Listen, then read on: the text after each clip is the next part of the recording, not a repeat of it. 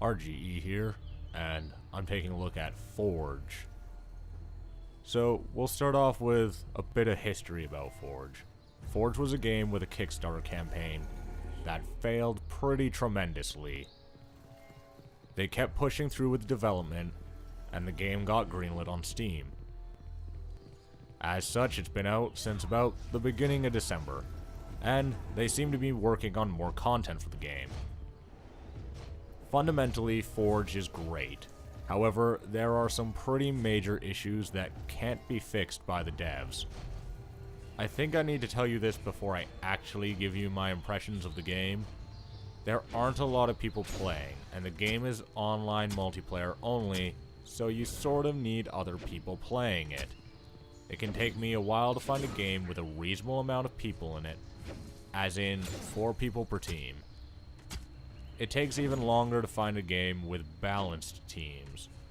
I know it isn't something that can be blamed on the devs or the game, but damn, it makes the game unenjoyable at times. And I really like this game too.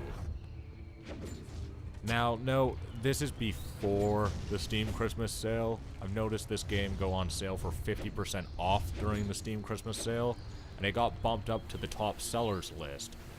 Never seen this game on the top sellers list on Steam before. So, as a result, maybe there's a hell of a lot more people playing.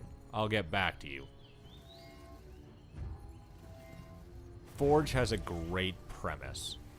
Take the ideals of MMORPG PvP, remove the MMO aspects, that means take out grinding through PvE to level up and get gear. Instead, you jump into the game, pick a class, and start killing people. The game takes a lot from WoW-style PvP, however, it would be a pretty mediocre game if it had the same combat. The combat in this game is a major improvement over the combat of big MMORPGs like WoW and Guild Wars 2, but you can still see that it comes from that sort of game. It's still hotkey based, but there's more aiming, and the abilities are a little more complex, and timing becomes a big thing in this game. The basic aspects of MMORPG PvP are definitely still there though. You still have a healer, you have a tank, you have a mage, a ranger, and an assassin. Their rules are still the same as they are in any MMORPGs you played. To win, you need to stick together, communicate, and play the objectives. The team that plays together wins, sort of like any other team-based multiplayer game. Movement in this game is awesome. Each class has a movement ability, so they all have a little bit of a twist on how they move through the map. For example, the assassin class has a shadow step-like ability where they teleport behind an enemy. The warden, who is a tank, has a whirlwind ability that lets them temporarily fly, essentially. The pyromancer has a rocket jump. These abilities paired with wall jumping creates a lot of interesting, not necessarily intuitive forms of movement. The wall jumping is pretty important to learn as a skill in Forge. It saved me numerous times using wall jumping and a movement ability in order to escape a fight that I would definitely lose. Wall jumping also for some of the maps on the capture the flag game type is really useful. You can get up to some pretty high levels of the map and just run to your flag and cap without any real interference from the enemy team. Largely due to the fact that it seems like people haven't really learned how to play the game correctly. They haven't learned their characters' abilities, they haven't learned the maps, and they haven't really learned how to move.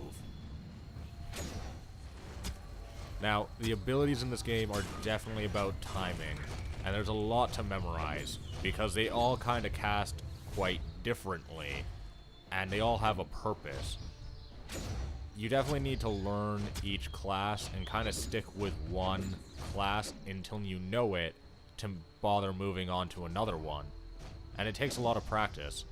It's just like any MOBA games like League or Dota 2. Generally when you start with one character or one character type and learn how to play them before moving on to another one. And, I mean, this game's no different. Because the assassin plays completely different than the pyromancer plays completely different than the pathfinder plays completely different than the warden, and the warden plays completely different than the shaman. However, it's important that you have a balanced team, as in, you have a tank, you have a healer, you have an assassin. Like, you have one of all of the classes, and you're working together to complete goals, and everyone kind of knows how to do their job. Graphically, this game is great for an indie. The lighting in the game is great. The textures are of a good quality. The objective aspect of the graphics, as in style, is sort of different from level to level. Some of the levels, specifically the temple level, is pretty bland. I don't like it.